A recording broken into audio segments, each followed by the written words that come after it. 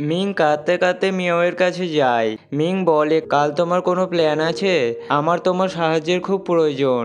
মিংয়ের সাহায্য করতে গিয়ে মিয়াও খুব রেগে যায়, তাই মিং তার খুব প্রশংসা করে। মিয়াও জানতে চাইছিল তুমি কার জন্য এত পরিশ্রম করছো। মিং বলে জংয়ের জন্য। তখন মিয়াও নিজের রাগ আর আটকাতে পারে না, কারণ মিয়াও খুব ভালোভাবে জানতো যে মিং জংকে লাইক করে না। তখন মিং থতমত খেয়ে যায়। মিং বলে জংয়ের কাছে আমার একটি ভিডিও আছে, তাই জং আমাকে ব্ল্যাকমেল করছে। মিয়াও মুচকি হেসে বলে, তুমি ওইসব ভিডিও বানাওনি তো তার সাথে? তাই মিং খুব লজ্জা পায়। জানা যায় মিং শুরু থেকে হিংচ্যাংয়ে যেতে চাইছিল। গত সপ্তাহে একটি প্রোগ্রামে গিয়ে মিং নতুন প্রোডাক্টের ফটো তুলে নেয়, আর সেটা জং দেখে ফেলায় তার একটি গোপন ভিডিও বানিয়ে ফেলে। ভিডিওটি ভাইরাল হয়ে গেলে মিং সমস্যায় পড়তে পারে, সেই জন্য মিং জংয়ের কথা শুনতে বাধ্য হয়। মিং এর এইসব কথা শুনে মিয়াও তার সাহায্য করতে চাইছিল, তাই তারা খুব খুশি হয়। এরপর মিং জংয়ের জন্য প্রায় আধা ঘন্টা ধরে অপেক্ষা করছিল, তাই মিং খুব বিরক্ত হয়ে যায়। মিং বলে, একবার যদি জংকে নিজের চোখের সামনে দেখতে পাই তাহলে তাকে আস্ত ছাড়বো না। কিন্তু হয় তার উল্টোটা। জং আসলে মিং সহানুভূতি জুগিয়ে তার সাথে কথা বলে।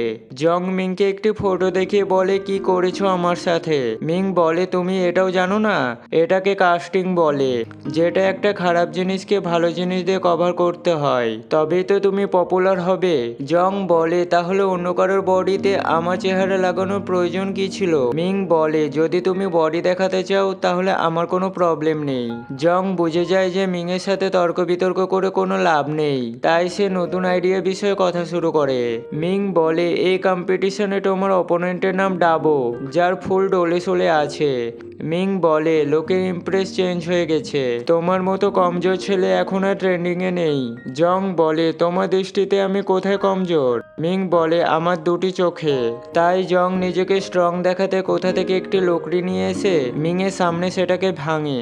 এরপর মিংও কতগুলি লোকড়ি একসাথে নিয়ে এসে জং এর সামনে ভাঙে, যেটা দেখে জং এর হাসি চলে যায়। মিং বলে, অ্যাপিয়ারেন্স ভালো না হলে ইনার পার্টে বেশি ফোকাস দিতে হবে। আমি তোমার জন্য 4টি প্ল্যান বানিয়েছি। সবার প্রথমে নিজের ফ্যানেদের বেনিফিট দাও, সেটাও আবার সহজভাবে। তাদের মনের ভেতরে ঢুকে যাও আর তাদের হৃদয়ে জায়গা করে নাও।